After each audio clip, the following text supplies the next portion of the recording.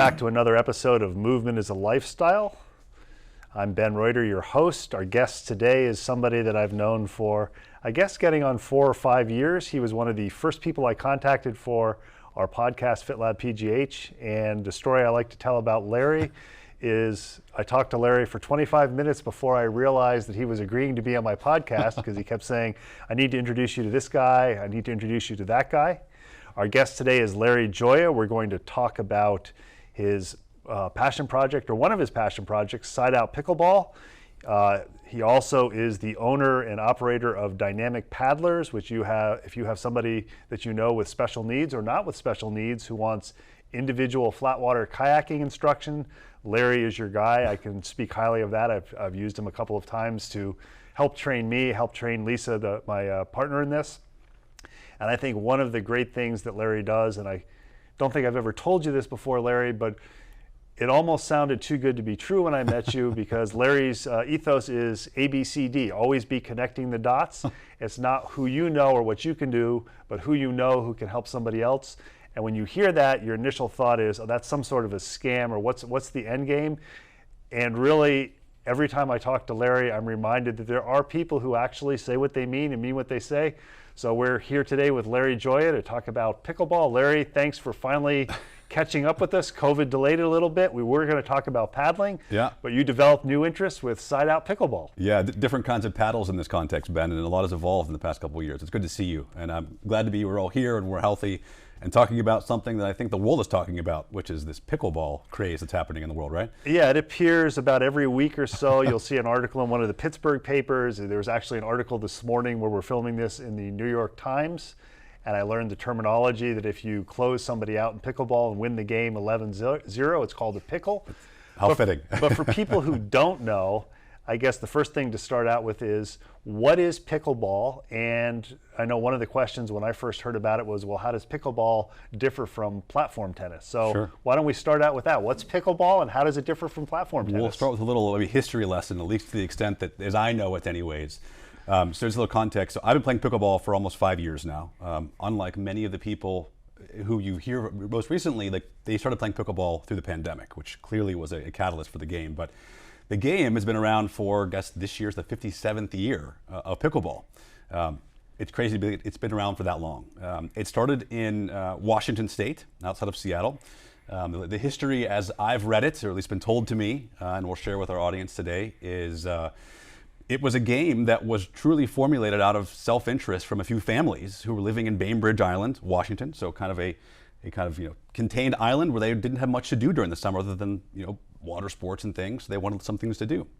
And so these few families, with their kids finding creative ways to be active and move, right? They said, well, let's make up this game. So it is a bit of a potpourri, amalgamation of, you think about tennis and ping pong and a little bit of maybe racquetball and badminton kind of all put into the soup. But it is a sport that involves all of those things, and we'll talk maybe some of the equipment. It's pretty straightforward. We've got paddles and we've got balls here. At the end of the day, it's a much smaller space. So pickleball is played on a hard surface, much like a tennis court, but it's only 44 feet long by 20 feet wide, and you have a net that's only 36 inches tall. And so you start looking at that and thinking about that, and now how many players? You put 4 people on a court, kids of all ages, all abilities, adults, and in between. You get a lot of people in a small space, and now you're hitting a ball back and forth with a paddle and essentially a wiffle ball. It becomes very interesting, unlike some of the other racket sports that we know of. Tennis, where you're 80 feet apart, whatever that is. You're very close quarters, and we're playing in a game that's very much like some of the other racket sports, which is you play to 11 in this case. You only score when you serve in this case, but you're playing in tight quarters, so there's strategy. You can put topspin. We were talking before the show today. You can put topspin on this ball. You can put backspin. You can slice it like you can in ping pong. But with a graphite paddle, like you see here, you can hit it pretty hard, but the ball pops off of this. And this is kind of one of the well-known things of pickleball is of the paddle and the ball together. So a roundabout way of saying 57 years it's been around. It continues to evolve, and the innovation of the game is pretty interesting by way of the technology and the paddles. The balls really haven't changed that much, but indoor, outdoor, everything in between, and it's just a lot of fun, and I hope we can play sometime. And you mentioned 2 people on a side, so there Are there single paddleball games, or excuse me, pickleball games, or is it all a doubles activity? No, it's predominantly doubles. It's predominantly doubles, but there's absolutely singles. Just obviously more space. It's the same amount of space. The rules are all the same, but you only play singles in this case. You asked a question that I did not answer, which is how is it different than paddle? I don't know paddle very well, but when I know platform tennis, it's on a platform, and you're playing with a cage around you, and you can play bounce the ball off the cage. In pickleball, the lines are all in, and a ball that lands outside of the line, identified by the player, is out. So there's nothing to bounce off of in this sport. So you call your own lines, and it's a very, very social game, as we'll probably talk about today. And I know you can't help, if you read any sort of media or surf the internet, of seeing articles on pickleball, as you said. And one of the things that I picked up on from the reading is facilities that have tennis courts love it because you can put more pickleball courts in the space than it would take to put the same number of tennis courts.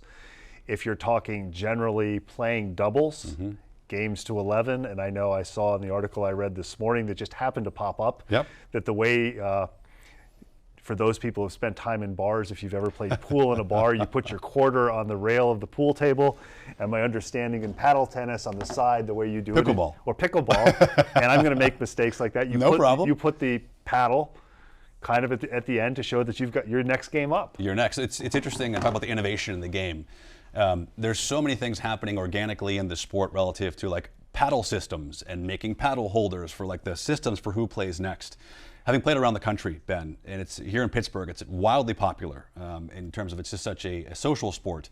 But you'll see different venues have different methods of queuing, right? And so it's exactly what you said. So some people will put the next paddle, take the next two on, two off. I played in Florida, which is kind of the mecca of pickleball, and Austin's quickly following suit. They have their own systems. They've got ambassadors who are putting names on lists. So depending on the number of people, because you want to keep it moving. Because, as you've said, there's so many people who want to play the game, and as I shared in one of actually a recent article here in Pittsburgh, in a paper here, is that you have this very interesting dynamic of supply and demand, right? You have this influx of demand and not enough supply, which is a very interesting kind of situation for facilities, for parks, to say, what are we going to do with tennis courts? And I'll just say right out of the gate, I'm a huge proponent of tennis, and I think we should have both. I think there's a place for both. I do not like, and I'm not a proponent of taking tennis out because it's obviously been around longer. A tremendous sport unto itself, but I think there's a place for both in the world of racket and paddle sports in this case. I know one of the jokes that people in Pittsburgh make is if something hits in Pittsburgh, it's already passed in other places. And I think you can pretty clearly see just from looking at media and the internet, literally not just in the United States, but across the world, that Pittsburgh is right there with the rest of it. Why do you think with pickleball, Pittsburgh wasn't, oh, wait for us, we've got it now? Why do you think it hits so big when it's so big in other parts of the country also? Yeah, so I think it, like anything, obviously, we'll talk about the pandemic, but finding a sport or finding ways to get outside, right? To think about all the things that we've been living through for the past few years in the United States.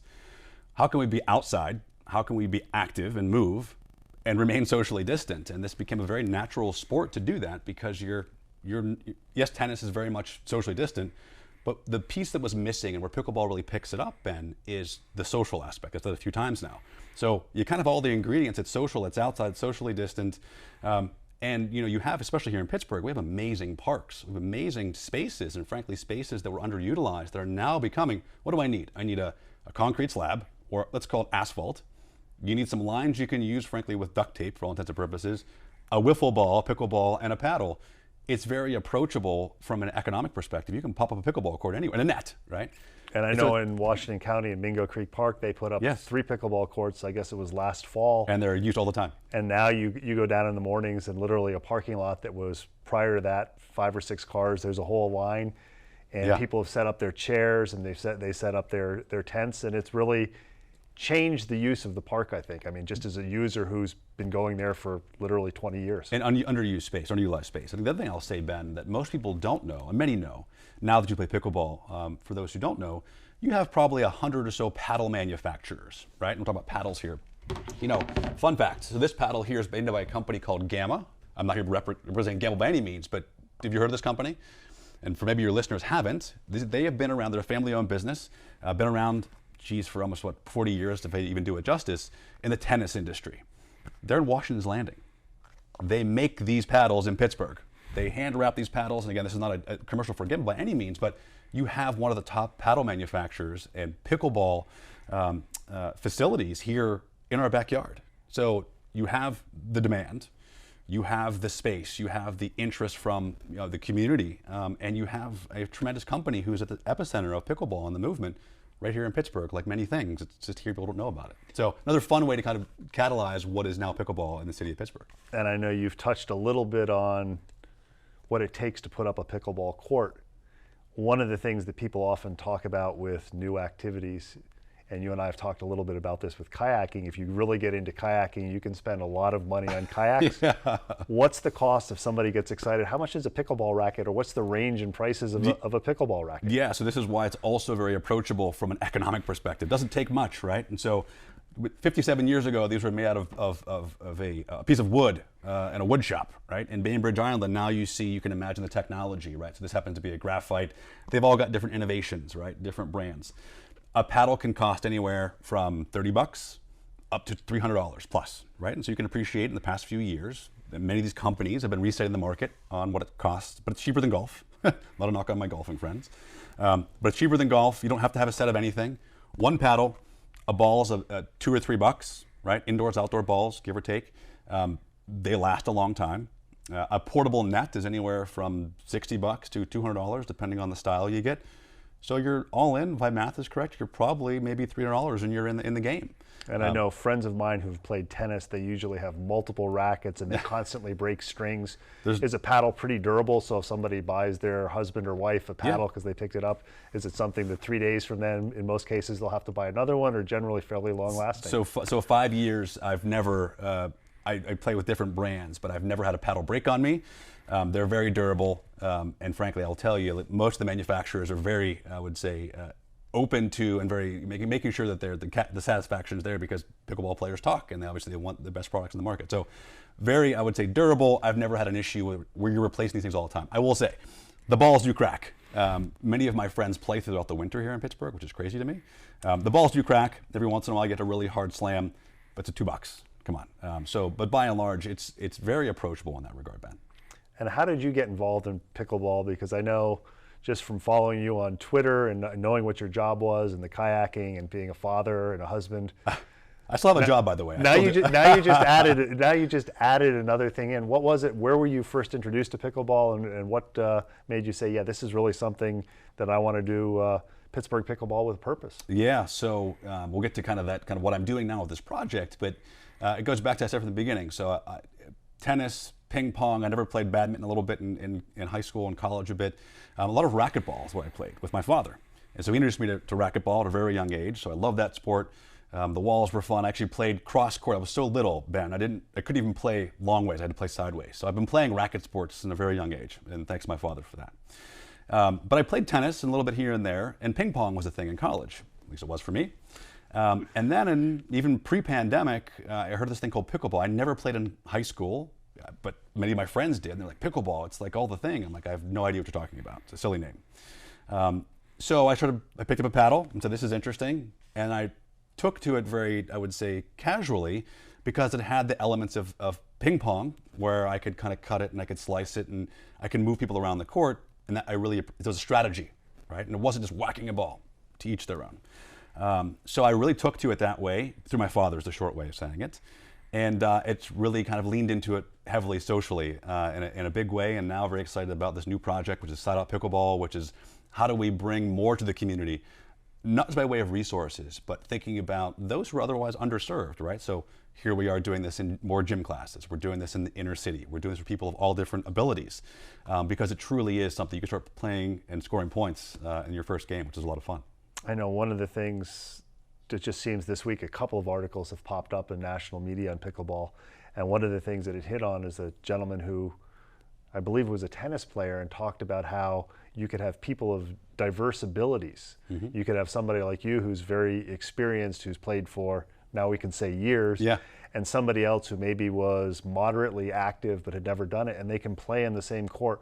What is it about pickleball? Because I know that, not to downplay many other sports, but if, for example, if I show up at a tennis court with my tennis racket that I just picked up at Dick's, that maybe the last time I played tennis when I was 12 years old, I'm going to have a hard time getting a game. Yeah. Because quite honestly, I'm not good.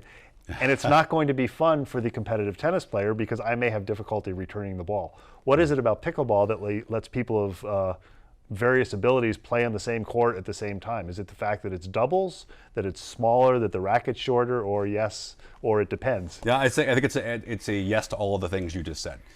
We talk about ability, we talk about age. It's all the things, Ben, right? And so you're spot on. Where I've literally played in the past. There's a big tournament here the past weekend, playing with an 11-year-old, someone who's 80 years old. I'm now 40 as of recording this video. That's a pretty broad spectrum of humans of all different abilities, ages, and kind of athleticism, right? But everyone's playing in so much as, it's now not about hitting the ball hard. It's not about, it's not about kill shots in many other sports. It's just truly, the strategy is about forcing your opponent to make an error. You're like, what's 34 inches? How hard can this be? Here's a nuance that I didn't leave out, but there's a nuance to pickleball and why it's so approachable. As a big guy, you're taller than I am, as we're sitting here on this couch. Unlike tennis, I'll just use as an example, you can't stand at the net and just hit the ball back and forth and I just own the net. There's this little thing in pickleball called the non-volley zone. And this is what differentiates this game from other places, that you can't have someone dominating, okay? The non-volley zone is exactly as it sounds. It's 7 feet off of the net on both sides, also called the kitchen, ironically enough, or silly enough. But it's in this zone. You can go in there, you can stand in there, you can lay down in there, but you can't volley the ball. So what that means is that when we're playing this, unlike other racket sports, I can't just stand there and throw up a ball back at you. I have to stand away, which then introduces this other concept called dinking, or just placing the ball just over the net to help to bring you into the net so you can make an error. So I say all of this between the size of the court, athleticism, smaller space, and this little thing called the kitchen, it levels the playing field. It's truly an equalizer that you can get on, start playing points right away, and everyone just has a good time doing it. Does that make sense? It does make sense. Yeah. And I want to get a little bit more into side-out pickleball, what that is, because most people, they pick up a sport, they post pictures of themselves of playing it on social media, they drag their friends and their family into it. But that's not enough for you. You need to go one step farther. What's side-out pickleball? And I guess the second question to that is why? Yeah. Let's start with the why, because that's, as you've known me as an entrepreneur and as a friend like you, and kind of just building things and finding needs in the community. For me, there is and we see this, and you've already said it yourself, there's an influx of interest in pickleball. So my why on starting side-out pickleball is not to jump on the bandwagon.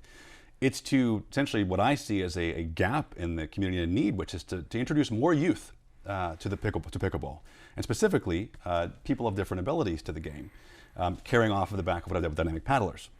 All I have to say is, so our purpose is really pickleball with a purpose, in so much as what side-out pickleball was really focused on here in Pittsburgh to start is around private lessons. That's interesting. Community programming. And then we have performance apparel. I'm actually having to wear the shirt today. And so what I'm doing is that a portion of all the proceeds of the shirts that I sell and hats and those kinds of things go back into the community, right? And so that's the why, in as much as we're very excited to be developing some programming here in the city of Pittsburgh to start. My vision is to scale this across other cities. So it's Pittsburgh today. Yes, it's very black and gold. We're here in the city of Pittsburgh, but imagine, if you will, Buffalo, Cleveland, God forbid. The colors. And my question would be, when it goes into Cleveland, will you be wearing the Cleveland jersey when you're in Cleveland? I will wear whatever they want, wherever I'm playing, because it goes back into, it's a community-oriented thing. So along with the way, Ben, of saying, that's the why, and that's my kind of bigger vision. And we've just launched this. We're very excited about it. It's very Pittsburgh. So when you serve, as you would expect, and the serve changes, it's side out. But it's side out in Pittsburgh because we're, Yinzers. And it's nothing is more, I would say, interesting to me than watching hundreds of people play pickleball, and every time they say side out, they're essentially saying my brand. So does that help what we're up to? That does. And tell you what we're doing? And I think one of the things that we'd be remiss not to mention is talk just for a minute about dynamic paddlers, because you have a great story that you became interested in teaching paddling and developing dynamic paddlers when you saw a young boy who did not have an arm paddling. Yeah, so different topic unto itself, but the through lines of kind of my passions for even starting that organization is just finding a need and a niche, and it all comes back to my interest in community. sincerely, and I think as you do here with this show, is building community, bring people together.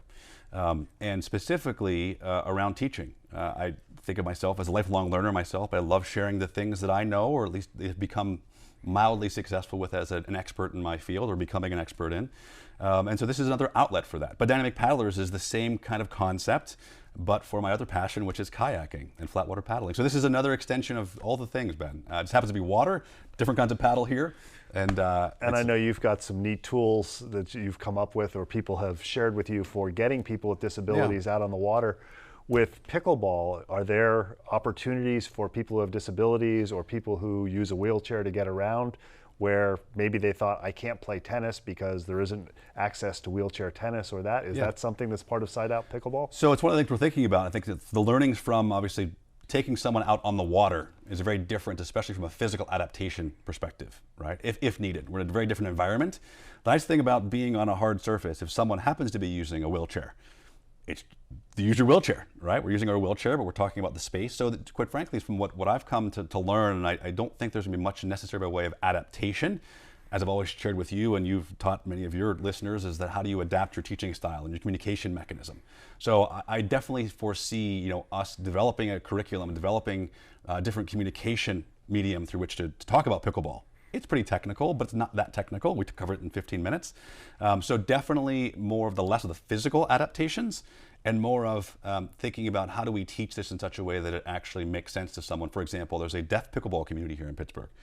It's actually a catalyst for me to learn ASL. I know my name. That's about all I know, right? That's all I know for now, but I'm very keen to lean into that, again, out of my interest in giving back to the community and kind of getting more people involved in playing this awesome sport.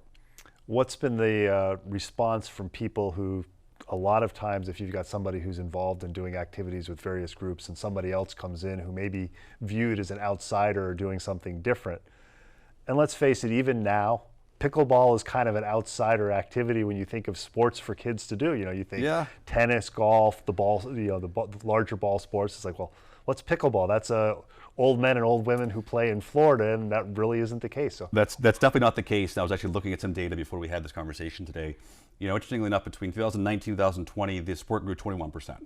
That's the biggest growth of any sport ever over the course of a year time frame. Now, yes, tennis is growing too. I don't want to downplay that. What's the average age of a pickleball player, do you think? In the 30th percentile, what's the average age? And you can take a guess. I'll be biased because of where I see it played. I would say 50 plus. Okay, so it definitely ages up. But 30% of the 5 million people, as of today, playing pickleball between the ages of 18 to 34. That's a third. I mean, that's a big number, right? So 30% of the players of 5 million are between the ages of 18 to 34. I don't know, that's not really old people. I guess that makes me a really old person then, if that's the case. But that long-winded way of saying, Ben, perceivably it ages up. And you look at professional pickleball, there's now 2 tours. The top pros, the women's top pro player, she's 15, right? Maybe 17 now, but they're young. They're young, and I think it's it makes it that much more approachable because we're seeing a lot more of it now in PE classes, like here in high schools. We're seeing it the collegiate tour coming on. So, yes, I think there's a perception that it ages up, but it's truly all ages, especially with the data I just shared with you. I think what's interesting with that is I know where I grew up in upstate New York, there were small schools, so there was very little football. Yeah. Women's soccer was the norm. I played soccer with girls in my class. It was normal. And then when I worked in various parts of the country, they were just getting women's soccer in or just getting youth soccer in. And I'm thinking, well, I grew up in this little podunk town in upstate New York, and soccer went back to the 60s. It sounds like pickleball, because of the easy access, maybe 10 years from now it's going to be, that's the easy sport potentially for colleges to add to help with Title IX. Yep. Or to bring schools in. It's a cheaper cost from what you've described to say, let's start an intercollegiate men's and women's pickleball team as opposed to, let's start men's football and women's crew, which is a much larger influx of cash. Yeah, there's no question. I think you're seeing an influx of, by cash or investment by way of outside investors making big dollar investments into pickleball, into the infrastructure, into the leagues. And I'd say this here, even in Pennsylvania, you're seeing Penn State has a team. Robert Morris has a team. And most of these things is grassroots. They start as intramurals. They realize that there's actually a network they can play in, younger humans, right? We're talking about younger people here who want to play more. So I think what you're going to see is more college You're going to see it coming on the college scene for all the reasons you just said. Makes a ton of sense. There's also, I wouldn't even say hopeful, this will be an Olympic sport. Clearly, I think it's very early days, but we're seeing, it was on CBS last week. It was on CBS this weekend. That's a pretty big move in 57 years for this to be a nationally televised sport on primetime television. The money is coming along by way of wanting to play this game. And you mentioned there's a professional pickleball, which I just learned about a few weeks ago. There's two of them. There's another third one, yeah. So obviously there may be one or two people who are listening to this. Maybe they've got a young son or a young daughter and they're thinking, okay, what's my sport? Or maybe they're somebody like a lot of Olympic sports where they finish their intercollegiate career and it's like, okay, there's not the next level. Is that something, do you know, at this point in time, can people make their living playing professional pickleball? There's definitely more than a handful, let's put it that way. There's quite a few folks who are playing pickleball for a living. They're predominantly younger, or they're folks who are kind of transitioning into retirement and playing at the more senior levels by way of age. But short answer is yes, people are playing and they're making a living out of playing pickleball. Now, again, it's a lifestyle. Right. It's a movement as a lifestyle, right? And so they're literally living your ethos of what this is about. So yes is the answer. I think to that end, if I might add, I think what you're going to see is younger people coming into this as an alternative sport. I don't mean like as an alternative to football, but like something that they can learn very easily, very early on, right? If you can move 8 feet in any direction, whether that's in a wheelchair or moving yourself, you can play pickleball. And this is not a heavy thing to swing around, right? So it's very approachable. And I say that because you're going to see colleges pick it up. I think that you may even see some probably tuition reimbursement kind of happening, kind of from a scholarship perspective, especially now that you have Major League Pickleball, which is another kind of very competitive team-based way of getting around the sport. It's just blowing up on all the different facets. I think because it will become Olympic sport someday, eventually, the money's there, the interest is there, and the fact that we can go play this in the parking lot right now just makes it that much even easier to go play. I think one of the things that's interesting when you look over 50, 60, 70 years of something, things are cyclical. And I know my dad went to college in the 1950s at Colgate University, and there was a requirement that people take 4 semesters of physical education, which involved lifetime sports, golf, tennis, badminton. I'm probably forgetting some of the ones. And if you think about it, if you were fortunate enough to play a sport in high school, soccer, basketball, baseball, in my case, football for some people, that's really not a lifetime sport for most of us. You finish high school, you finish college, and you're done.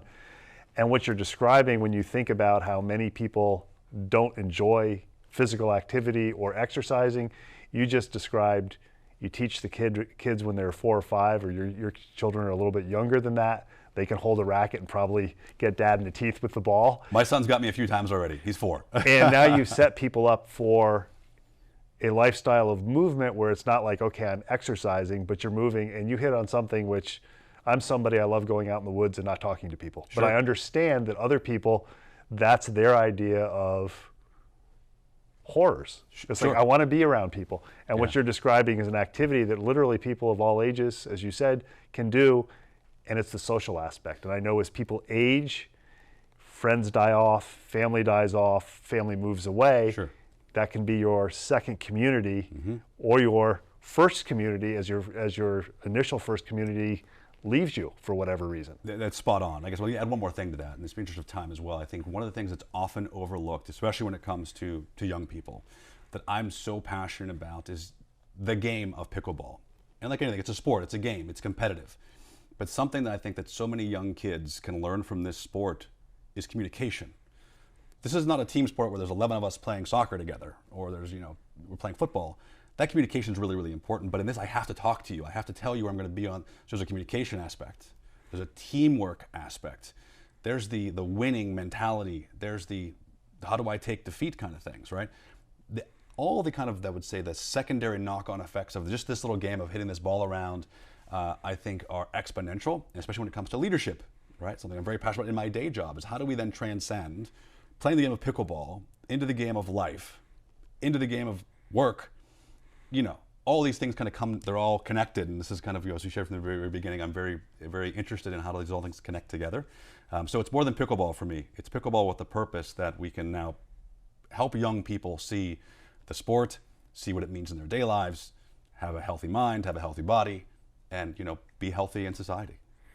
We've been talking with Larry Gioia. He is the entrepreneur extraordinaire and the founder and head poobah, we will say, of Side Out Pickleball. Check him out, and I'm sure that you will start to see even more of it. Larry, great to catch up, and thanks for joining Movement is a Lifestyle. Always good to see you, Ben. Thank you for the opportunity. Appreciate you.